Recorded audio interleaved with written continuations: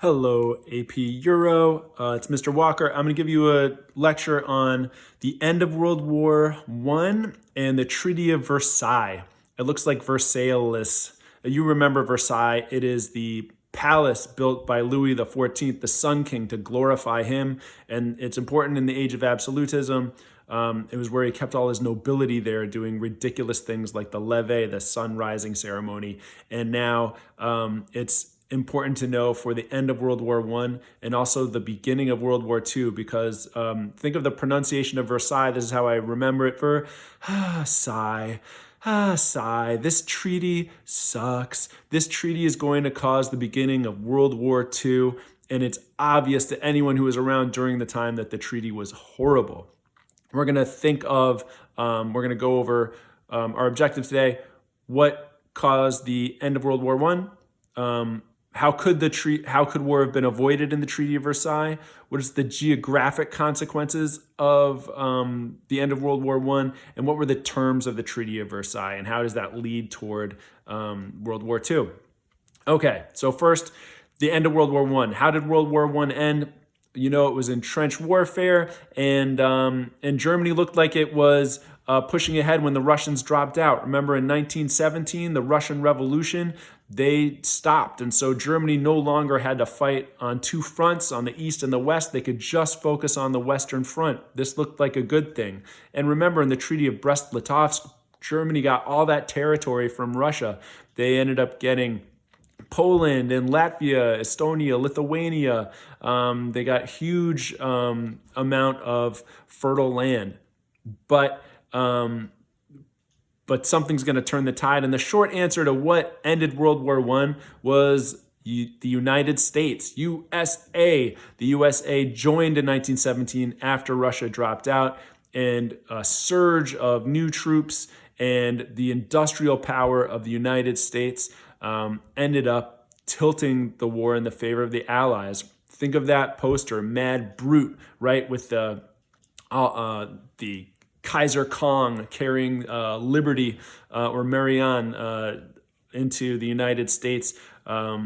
This is when hundreds of thousands of young men joined the military, including my great-grandfather, to go fight against the Germans in France. And so the U.S. tipped the scales. Now, also similar to, it goes into more detail in the book, but aside from the U.S., Germany imploded from the inside. This was what was called a war of attrition. And in a war of attrition, whoever loses the most people, whoever can't take a long, costly war, ends up losing first. And so Germany, 2 million of its soldiers died. But in addition, think back to the DBQ you just did about a civil peace where society agreed to be civil and to work together. By the end of the war, as you saw, gradually society starts fighting with each other, where people are not supporting the war like they once did. I want you to also think back to the propaganda we saw of the German, for German children, of those little Shopkin-like creepy food things. 700,000 Germans died of starvation during World War I. The country was pushed to the brink. And so by the end of the war, there were riots and strikes and mutinies by soldiers, and far left-wing people who were communists were rising up. Far right-wing people are rising up too. And finally, the German Kaiser Wilhelm II, he abdicates or gives up his throne and leaves and says, okay, you guys can have a liberal democracy, but he gives them a horrible situation. And so that liberal democracy, and the German generals Ludendorff and Hindenburg also say, okay, go ahead, liberal democracy, you end this war. So they don't need to take the blame for the war. And that's on page 849 of the textbook. You can read that in detail. And so what happens when Germany surrenders? Well, first Austria-Hungary surrenders, and then Germany sees that their ally is totally surrendered, and there's a revolution that breaks up in Austria-Hungary, and they start splitting apart, and then Germany surrenders. So it was inevitable. Then we look at This is the other thing. It's important to know, why are we looking at the end of World War I? Because the Nazis would later use the lie that it was socialists who caused the Germans to lose World War I, and the Jews caused Germans to lose World War I, and the communists caused Germans to lose World War I. No, it was not that. It was that Germany lost. It was the United States. It was a war of attrition that Germany just could not keep up. The lack of food, the huge amount of people killed during the war, and then the revolts from within, from either the left and the right. That was the end of World War I.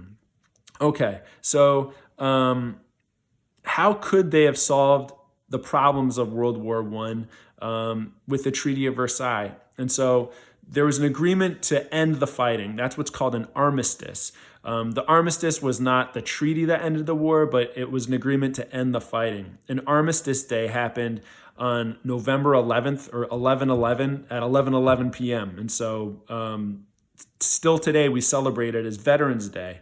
It's on the 11th, and it was considered, people weren't celebrating, but there was just a sigh of relief for this horrible, horrible war was finally over. So they agreed to stop fighting. And then how could they have solved the problem? Well, I'm just going to write this down here.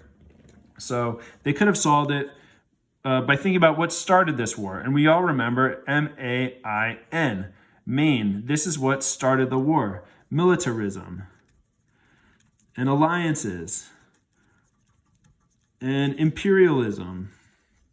Oh man, my handwriting's awful. And nationalism.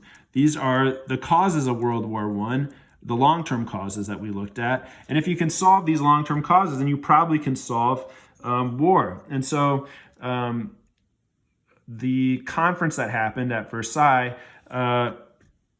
the people who were invited there, it was called the Big Four.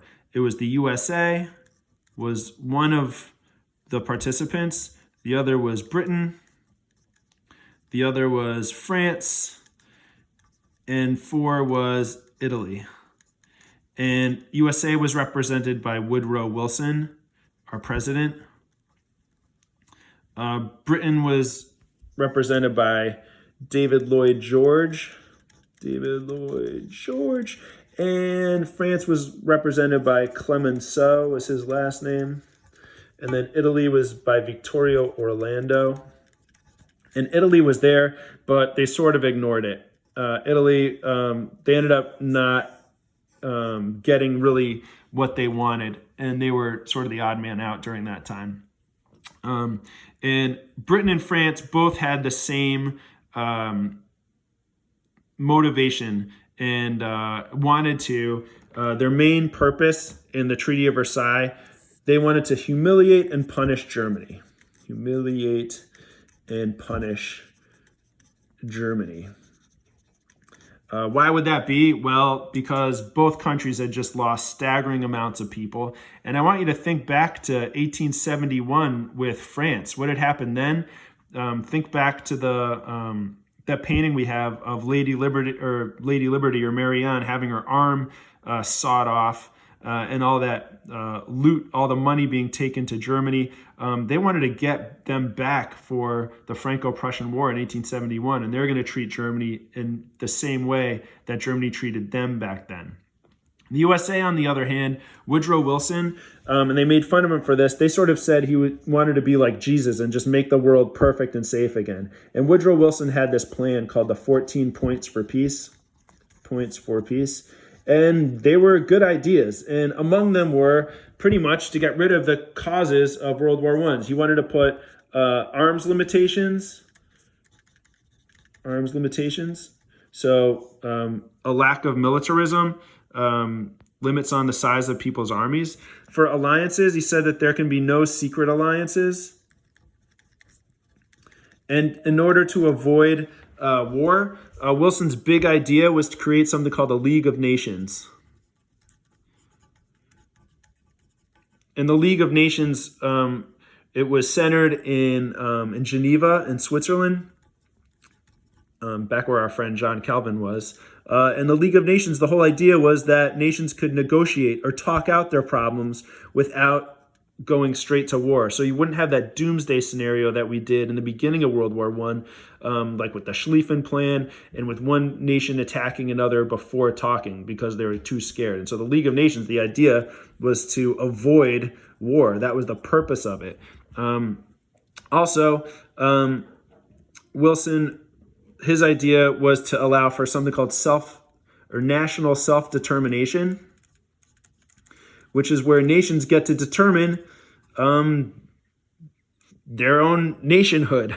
They get to decide who gets to be a country and not being dominated by other nations. And he's made this claim also that they should be able to do this in the colonies of all the European powers for imperialism. And so that was the idea. And if they had followed these 14 points of peace, they could have avoided World War II. But David Lloyd George of Britain and Clemenceau of France, they were not on board with the 14 points for peace. The one thing that Wilson did get was a League of Nations. And ironically, the country that did not join the League of Nations was the USA, because they needed congressional approval, and Congress did not approve of the League of Nations, and so the USA did not join the League of Nations, which was poison, because you need the strongest nations of the world to join the League of Nations if you're going to make it work. Afterward, Wilson was so distraught. This is one of the reasons why he could have had a stroke and had the rest of his presidency sort of out of commission. I want you to think of one last thing before I make another video, which is who was not invited to this conference. If it was the big four, USA, Britain, and France, who was not invited, and Italy, the people not invited, these main participants of the war, the USSR, they were not invited, or Russia.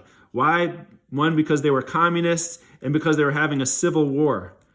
And these countries, USA, France, Britain, they were staunchly anti-communist and wouldn't want to bring them in, even though the Russians had suffered greatly. The highest casualties were from the Russians on the Allied side, yet they're not being invited to talk about the war. Finally, also Germany, not invited. Also not invited. Austria-Hungary, not invited. And also not invited the Ottoman Empire. You want to be able to invite the people who you beat to the conference, a peace conference that ends the war, or else they're going to feel left out and humiliated and punished, which is exactly what Britain and France wanted. And so by excluding them from this conference, they made the world even more dangerous, because they felt like they had no say in what had happened and how the world would be redrawn. Okay, so that's the first video about the Treaty of Versailles. That was about the end of World War I, and also about the conference. And then the next video is going to be about geographic changes in the terms of the Treaty of Versailles. All right.